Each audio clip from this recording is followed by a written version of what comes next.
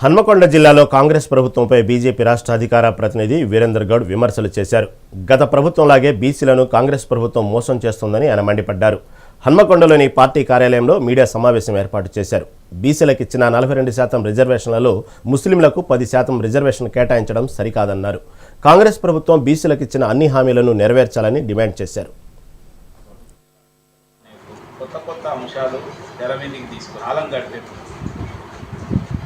కాంగ్రెస్ అంటేనే కరప్షన్, కాంగ్రెస్ అంటేనే అవకతవకలు, కాంగ్రెస్ అంటేనే అసమర్థత, కాంగ్రెస్ అంటేనే అవినీతి.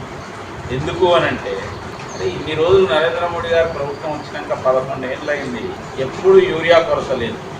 ఇప్పుడు ఎందుకు యూరియా కొరత తెలంగాణలో వస్తుంది?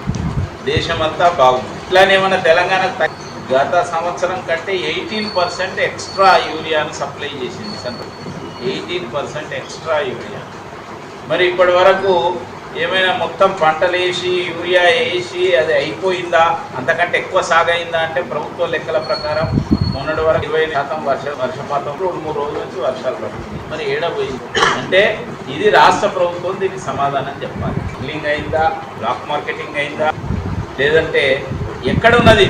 ఈ చేతగాని యొక్క ప్రభుత్వం సరి అయిన యొక్క మేనేజ్మెంట్ లేకపోవడం వల్లే కృత్రిమమైన కొరత కనిపిస్తున్నది తప్పితే మరొకటి కాదు. అవి చేసినటువంటి ప్రక్రియ తప్ప వాస్తవంగా దీన్ని నిజంగా అమలు చేసే విధానంలో తీసుకెళ్లాలని అనుకుంటుంటే ఈ రకంగా కాంగ్రెస్ పార్టీ ప్రభుత్వము ఈ బిల్లుని ఈ ఆర్డినెన్స్ ఇచ్చేవాళ్ళు కాదు. వాస్తవంగా ఎప్పుడైతే అసెంబ్లీలో 42% రిజర్వేషన్లు మేము బీసీలకు ఇస్తాం అనుకుంటున్నామని చెప్పి కాంగ్రెస్ పార్టీ బిల్లు పెడితే దానికి భారతీయ జనతా పార్టీ పూర్తి స్థాయిలో సహకరించింది. మీరు బిల్లు పెట్టండి, మా తరఫు నుంచి మేము పూర్తి స్థాయిలో సహకరిస్తామని చెప్పి Bharatiya Janata party floor leader Maheshwar Reddy గారు చెప్పడం జరిగింది.